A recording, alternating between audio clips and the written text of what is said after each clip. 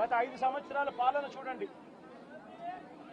ప్రతి క్వార్టరు ఆ 3 నెలలు అయిపోయిన వెంటనే విద్యా దీవెన మరుసటి క్వార్టర్లో వచ్చేది. ఈరోజు జనవరి, ఫిబ్రవరి, మార్చి క్వార్టర్ విద్యా దీవెన పోయింది.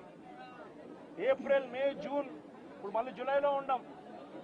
2 క్వార్టర్లు విద్యా దీవెన అనేది బకాయిలు. జగనే ఉండింటే విద్యా దీవెన అన్నది ప్రతి 3 నెలలకు ఒకసారి, 3 నెలలు అయిపోయిన వెంటనే జగన్ ఇచ్చేవాడు. తల్లులకు ఇచ్చేవాడు, పిల్లలకు మేలు చేసేవాడు. ప్రతి ఏప్రిల్లో జగనే ఉండింటే వసతి దీవెన ప్రతి ఏప్రిల్లో ఒక ఇన్స్టాల్మెంట్, వసతి దీవెనకు సంబంధించిన ఒక ఇన్స్టాల్మెంట్ ప్రతి తల్లి ఖాతాలోనూ పడి ఉండేది.